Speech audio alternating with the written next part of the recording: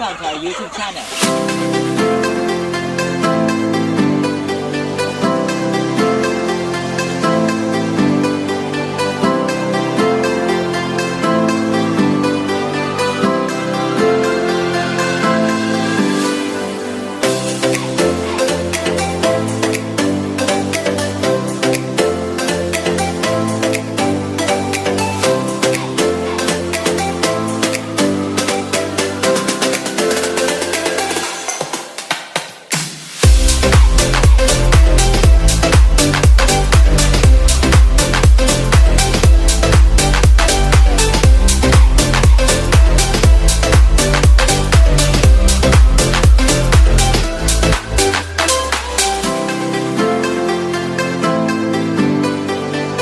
Hello mga kasiken!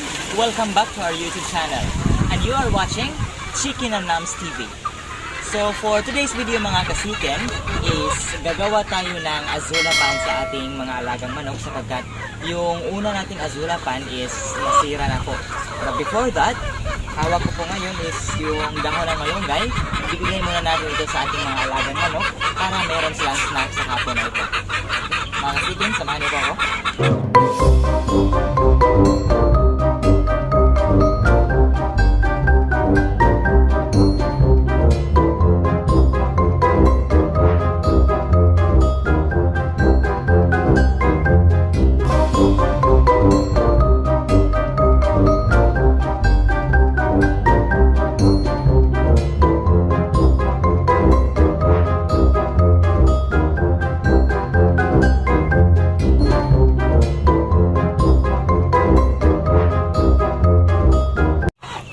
Nagsimula na po silang kumain ng kanilang snack po sa hapong ito. Okay. So, napakagandang pang snack po ang dahon ng malunggay mga kasiken.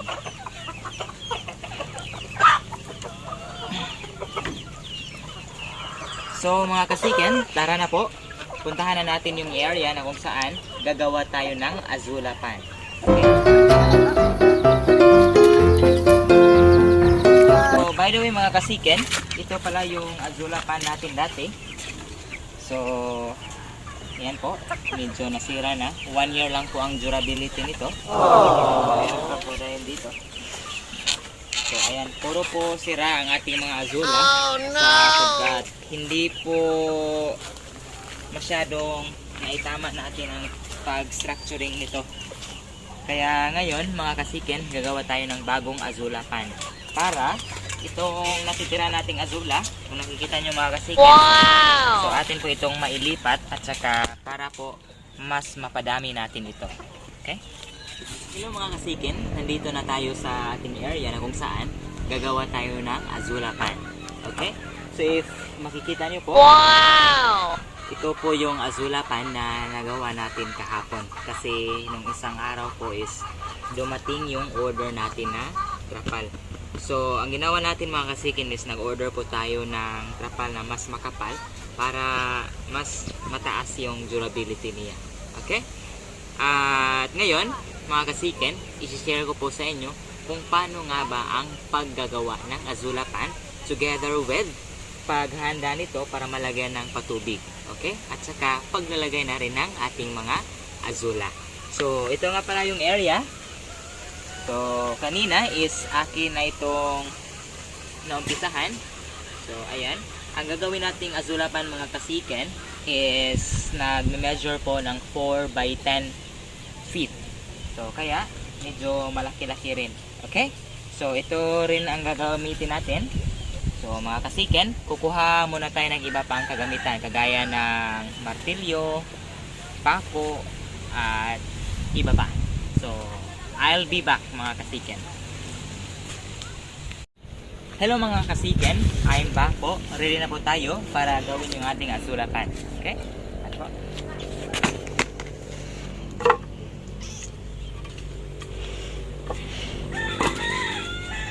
So ito po yung gagawin nating poste mga kasiken. Ang gagawin natin is ilibing muna natin ito.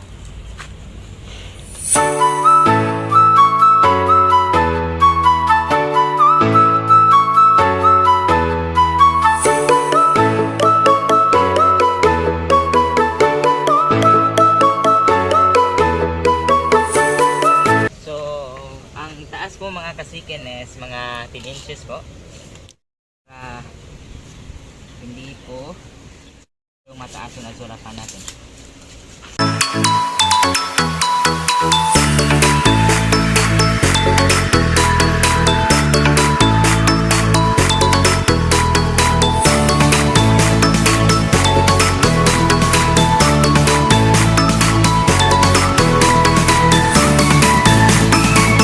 Kung pantay po ba? Okay. Medyo mataas na konti dito.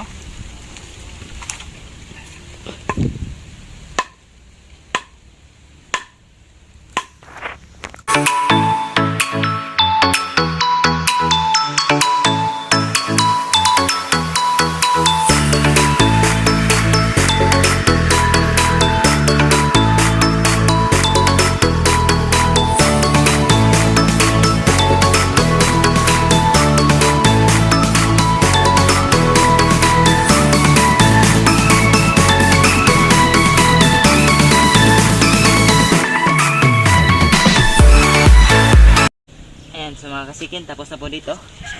So ang gagawin naman natin is dyan naman po sa kabila. Okay?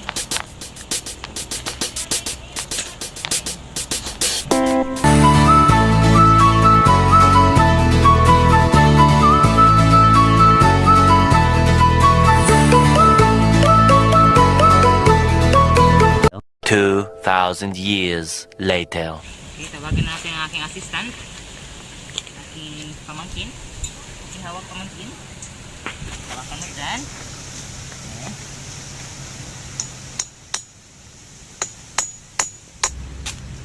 Ayan. Thank you, pamangkin.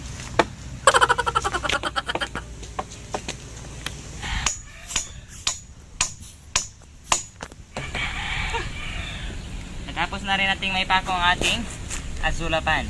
So ngayon, lalagyan na natin ito ng trapal po para po matapos na natin ang ating azula. Okay? So kunin ko lang muna ang trapal mga kasiken. I'll be right back. And I'm back po mga kasiken at narito na po ang ating trapal. Wow! So yung trapal po ito kaya medyo makapal siya. Okay? So ilagay na natin.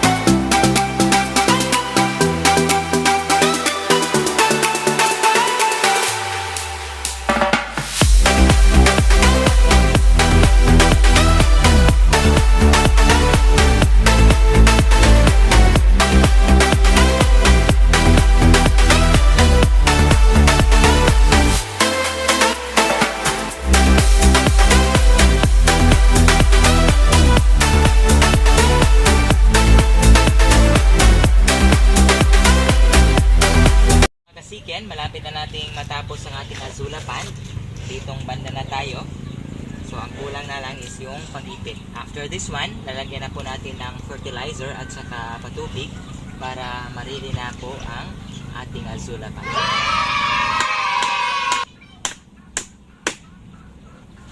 So ayan mga kasiken, tingnan nyo po, natapos na ang ating azula. So ang kulang na lang is yung fertilizer na lang na ilalagay natin at saka yung tubig. Okay? So mga kasiken, babalik po tayo later para po lagyan natin ng fertilizer at saka tubig yung ating azula. Ito na po yung final na ilalagay natin sa ating azula pan para po makompleto na po ito. So ito po ay dumi ng baka at saka kalabaw. So ang gagawin natin is hatiin ito natin sa dalawa. Ang isa is para dito at ang isa naman is sa kabila.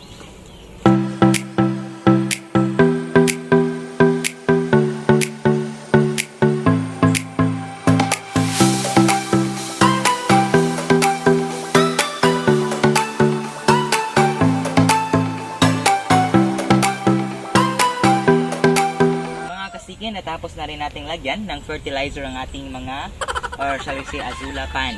So, ready na po sila. Ang kulang na lang is tubig.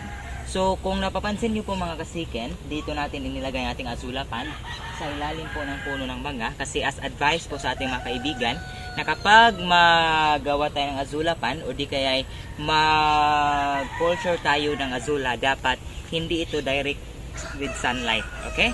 So, in short po, dapat nasa liblib ito na lugar, dapat malamig po ang lugar. Kaya po mga kasiken, dito natin inilagay. So, for those who are aiming po na gumawa ng azula pan, again, please consider the location po na hindi direktang masisikatan ng araw. Okay? So, mga kasiken, hanggang dito na lang po ang ating video. Kung gusto niyo ang ganitong klaseng mga video, mga kasiken, please do like and share to our friends na naghahayupan din. If baguhan ka lang sa ating YouTube channel, please do consider subscribing and hit the notification button para patuloy kayong ma-update sa mga panibago nating mga i-upload na mga videos. Hanggang dito na lang mga kasiken. See you when I see you.